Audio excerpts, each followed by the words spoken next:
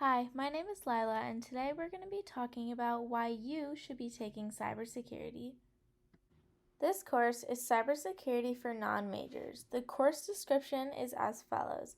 This course provides students with a comprehensive overview of cybersecurity with extensive hands-on exercises to demonstrate the concepts.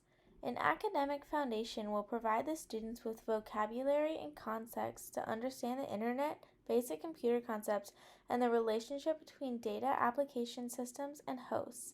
Laboratory exercises will allow the students to explore and extend their interactive lectures to discover experimentally the concepts that are presented in discussion and lecture.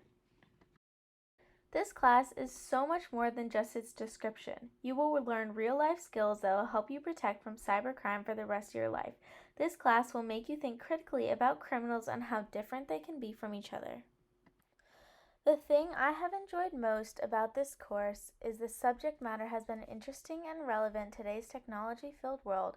I learned about new topics that I had no prior knowledge about, which doesn't happen very often in a class. At least I feel. Everything I learned, I felt was really applicable to real life. This class and what we were learning about connected to my global security class that I was also taking and what we were learning about in there. It also connected to my English class because I was learning to write briefs and papers and talk about important things in my writing. This is where I used my skills from other classes. The most challenging thing about this course has been learning to think critically about situations and the who, what, where, and why, along with the terms and new vocabulary that comes along with this class. I learned so much information constantly in this class, it was a lot to take in. Once I started taking notes, however, and recording the new information, it became much easier for me to understand and know the topic. This course has changed the way that I view cybersecurity and security in general. I did not understand how many aspects there were involved with cybersecurity. I have a greater appreciation for those who are majoring in this subject. I also took away some real-life skills such as how to manage fake emails and scams.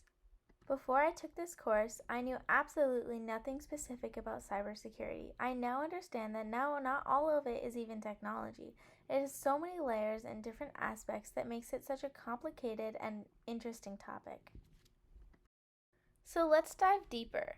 Some subjects that I'm about to cover are threat actors, social engineering, and malware, all parts of cybersecurity, and all subjects that I have completely learned in my class.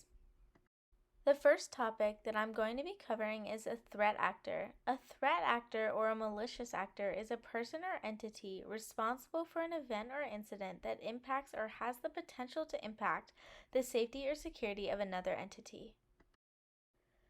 The first type of threat actor is an insider. These actors can be anyone from a janitor to a high-level employee in a company.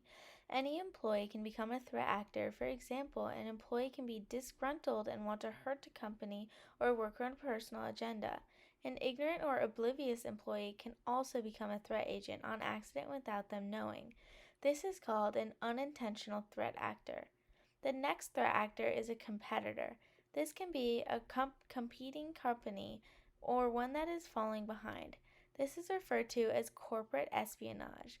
The first way a competitor can use this tactic is internal, having the spy be hired into the enemy company and find information and bring back from the inside. The second way is external, having a spy be hired to find information and bring back from outside. A competitor doesn't always have to be a company. A nation state can also try and hack or attack the cybersecurity of your nation state. Attacks organized by a nation state are very targeted and thought out and making very extreme and hard to prevent. Another threat agent is a hacker. This is someone who uses their technical expertise to exploit a vulnerability and gain access to protected information.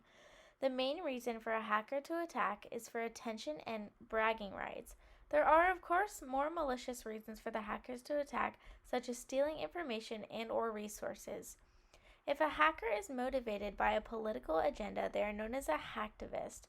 Something a hacktivist would do would be deface an organization's website or leak information to prove that they are a bad organization. The last type of threat agent isn't actually a threat at all. These are known as white hat hackers.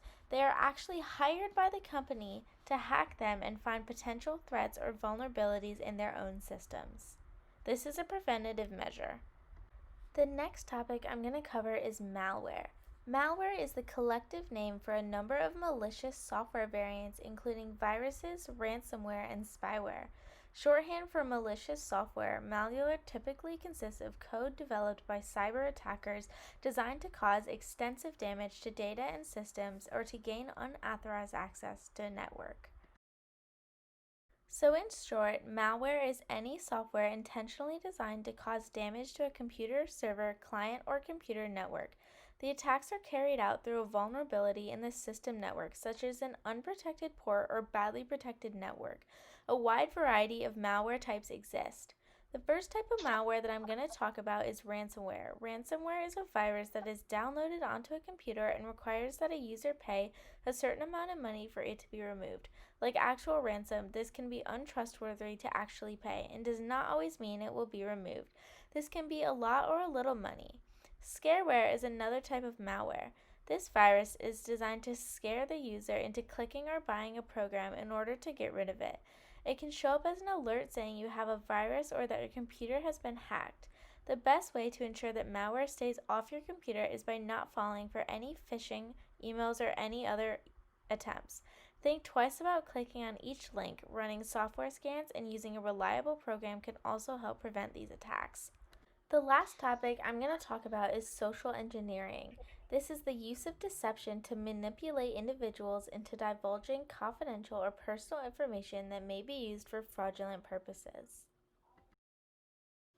The first type of social engineering is phishing. This is possibly the most common malware attack on individuals.